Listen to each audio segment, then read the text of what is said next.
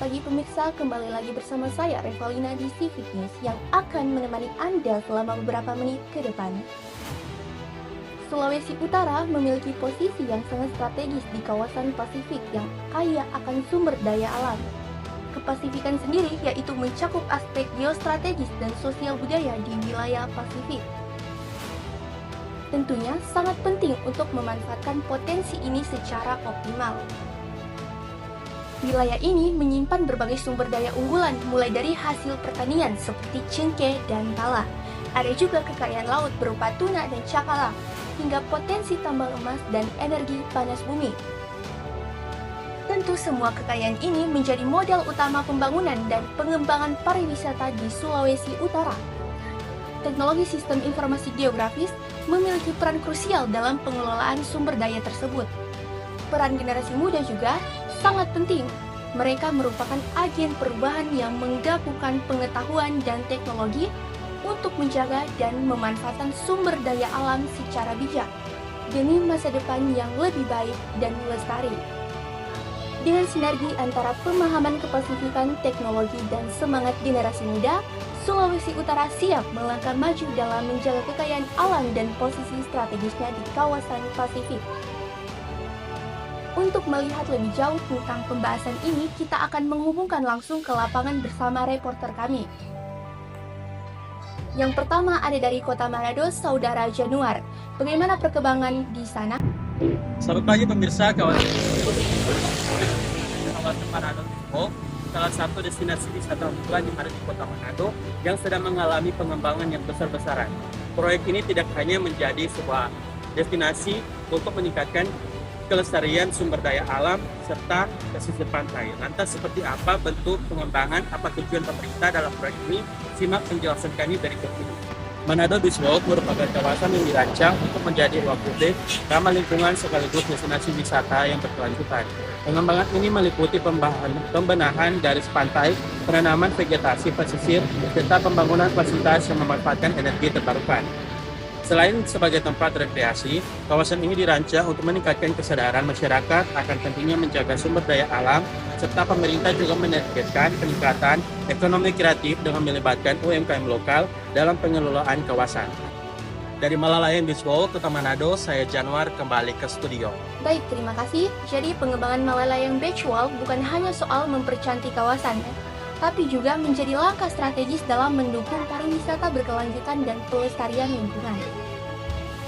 Baik, selanjutnya saya alihkan kepada rekan saya, Saudari Yosinta yang berada juga di salah satu destinasi wisata Manado. Kepada rekan saya, persilakan. Selamat pagi pemirsa Civic News, saya Yosinta Panjaitan melaporkan langsung dari tengah kota Manado yaitu God Bless Park. Yang dimana God Bless Park ini merupakan salah satu tempat hijau terbuka bagi kota Manado. Di tengah suasana taman yang asri, tempat ini bukan hanya berperan sebagai tempat rekreasi saja, tetapi tempat ini juga merupakan tempat untuk menjaga kelestarian kota Manado, menjaga keseimbangan sumber daya alam Manado, dan menjaga kualitas udara. Tempat ini juga merupakan bagian dari upaya yang menciptakan kota yang lebih ramah lingkungan dan lingkungan yang sehat serta berkelanjutan. Terima kasih. Baik, terima kasih. Jadi God Bless Park ini bukan hanya tempat bersantai, tapi juga bagian penting dari upaya menjaga lingkungan hidup di kota Manado.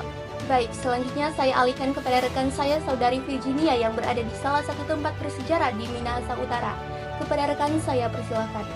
Selamat pagi pemirsa Civic News. Dari kaki pegunungan Minahasa Utara, saya hadir di sebuah lokasi yang kini menjadi sorotan dalam pembangunan berkelanjutan Sulawesi Utara, yaitu Bendungan Kuyul Kawangkoan.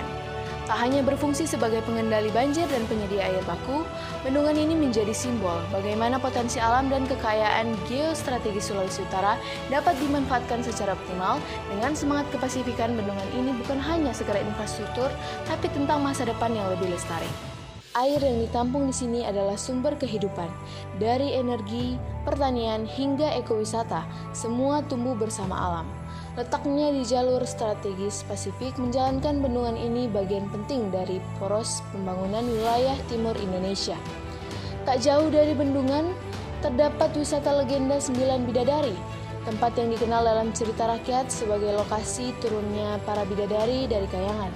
Kemudian ada situs Waruga, kubur batu peninggalan leluhur Minahasa yang syarat makna sejarah dan budaya. Sementara Museum Minahasa menghadirkan koleksi artefak, pakaian adat dan sejarah perjuangan masyarakat lokal, memperkaya nilai edukatif kawasan ini. Dengan alam yang terjaga, budaya yang dihargai dan teknologi yang dimanfaatkan, Bendungan Kuil menjadi bukti nyata bahwa Sulawesi Utara siap melangkah lebih jauh sebagai bagian penting dari kawasan Pasifik. Dari Minahasa Utara, saya Virginia Wenas melaporkan untuk Anda kembali ke studio. Baik, terima kasih. Jadi Bendungan Kuil ini bukan hanya proyek infrastruktur, tapi juga simbol kolaborasi antara alam, budaya, dan kemajuan. Dari pengendali banjir hingga destinasi wisata edukatif. Baik, selanjutnya saya alihkan kepada rekan saya, Saudara Jibril yang berada di Kota Bitung. Kepada rekan saya persilakan. Selamat pagi para pemirsa Civic News. Saat ini saya sedang berada di Kota Bitung yang biasanya disebut kota digital ataupun kota cakalang. Seperti yang pemirsa lihat di sebelah kiri saya, terdapat patung cakalang yang merepresentasikan kota ini sendiri. Kota Bitung memiliki banyak sekali keanekaragaman hayati yang tersebar di seluruh penjuru daerah Bitung, yang dimana salah satunya adalah hewan-hewan yang dilindungi, yaitu di sebelah kanan saya terdapat patung Makakaningra atau Yaki Pantamera. Nah, untuk Bitung ini sendiri dikenal juga dengan pelabuhannya, yang dimana menjadi pusat ekspor impor bahan olahan maupun barang ke dalam negeri ataupun luar negeri, contohnya ikan hasil para nelayan Kota Bitung ke luar daerah. Itu saja dari Kota Bitung, saya Jibril Wenur, kembali ke studio. Baik, terima kasih. Jadi kita ketahui Kota Bitung bukan hanya dikenal sebagai kota pelabuhan strategis, tapi juga kaya akan budaya, keanekaragaman hayati, dan simbol identitas yang kuat seperti patung cakalang. Kita bisa ketahui bahwa teknologi juga berperan sangat penting dalam mendukung seluruh kemajuan sumber daya alam yang ada di Sulawesi Utara. Demikian rangkaian berita penting yang kami sajikan hari ini yang mencakup pengembangan sumber daya alam di Sulawesi Utara. Sekian dari saya, terima kasih.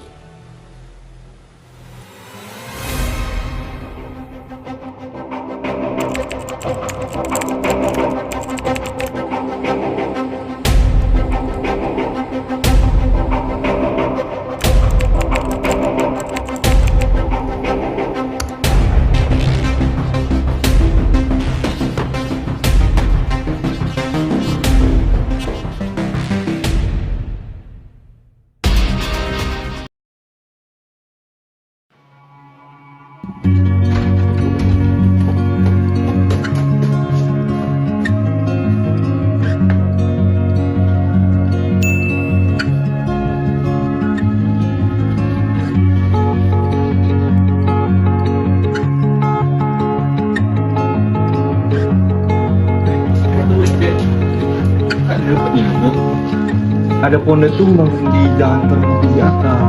Kak dapat info dari mana?